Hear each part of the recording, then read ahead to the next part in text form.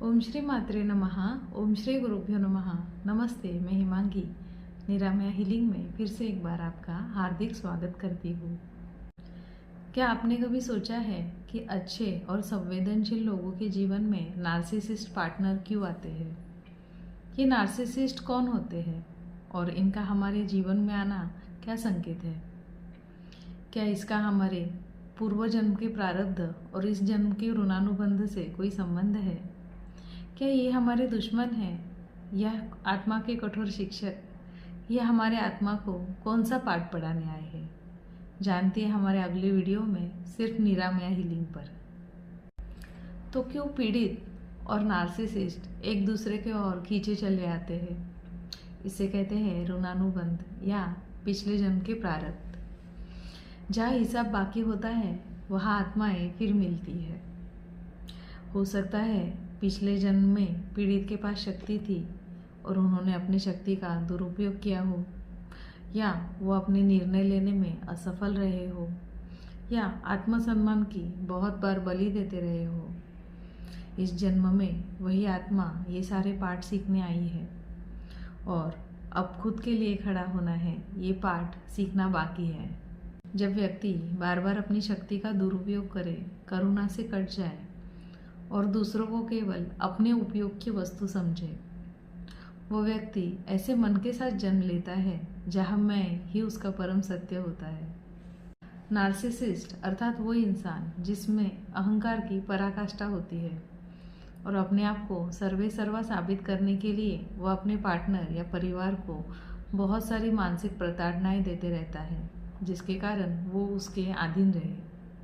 जब तक आप बाहरी वैलिडेशन खोजते हैं, प्रेम को त्याग से जोड़ते हैं, खुद को बाद में रखते हैं, नार्सिसिस्ट आपकी इसी कमियों को भांप लेता है। तो उपचार आपके भीतर है, बाहर नहीं। हर बार कर्म केवल गलती से नहीं बनता।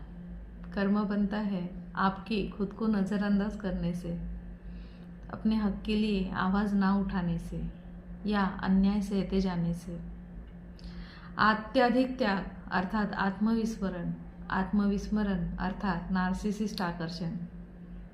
जब तक आप ना कहना नहीं सीखोगे, अपनी सीमाएं नहीं बनाओगे, अन्याय के खिलाफ आवाज़ नहीं उठाओगे, तब तक ये कर्म दोहराया जाएगा।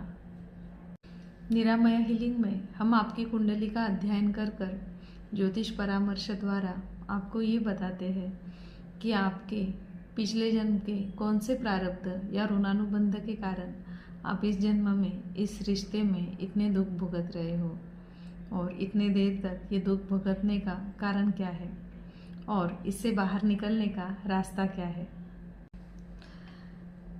कितने घरों में स्त्रियों का उचित मान सम्मान नहीं होता, उनको शारीरिक और मानसिक तौर पे प्रताड़ित किया जाता है।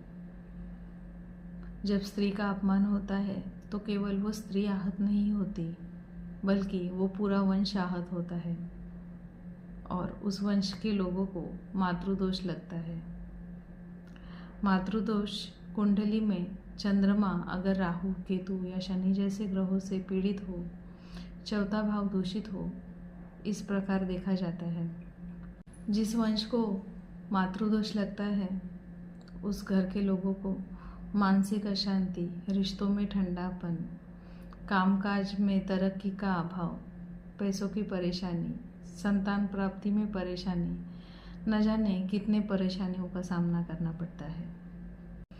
जब मातृशक्ति अपमानित होती है और स्त्री को पीड़ा दी जाती है तो उस कुल की कुलदेवी अपने आप ही कुपित हो जाती है।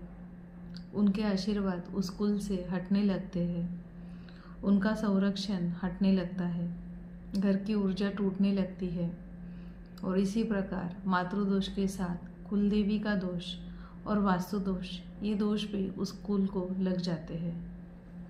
कुलदेवी का दोष लगता है तो नकारात्मक शक्तियों से संरक्षण नहीं मिलता और वास्तु दोष के कारण पुराने घर की मरम्मत करना या नया घर लेना, इन कार्यों में भी रुकावटें आने लगती है। अक्सर पीड़ित मुझे पूछते हैं कि मुझे ही इतना दुख क्यों और सामने वाला इतना खुश कैसे रह सकता है।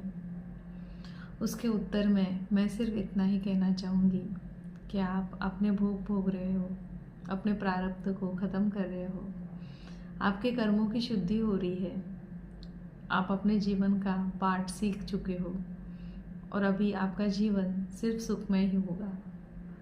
सामने वाले के लिए मैं सिर्फ इतना ही कहूँगी कि जब तक उनके पुण्य समाप्त नहीं हो जाते और उनके अहंकार का पतन नहीं होता, तब तक उसे इसकी तीव्रता नहीं पता चलेगी। मगर जब उनके कर्म लौट कर आएंगे, तब प्रभु भी उनकी मदद नहीं कर पाएंगे, क्योंकि कर्म कभी नहीं चुकता। अंत में मैं आप सभी के कल्याण के लिए प्रभु से ये प्रार्थना करूंगी, सर्वे भवन्तु सुखिनः, सर्वे सन्तु निरामया, सर्वे भद्राणि पश्यन्तु, माँ कश्चित् दुःख भाग भवेत्। निरामया हीलिंग में हम आपको पीड़ा से नहीं, आत्मबोध से मुक्त कराते हैं। अगर ये वीडियो आपको अच्छी लगी हो तो कमेंट कर हमें ज़रूर बताइए। वीडियो को लाइक और शेयर कीजिए, चैनल को सब्सक्राइब कीजिए। धन्यवाद।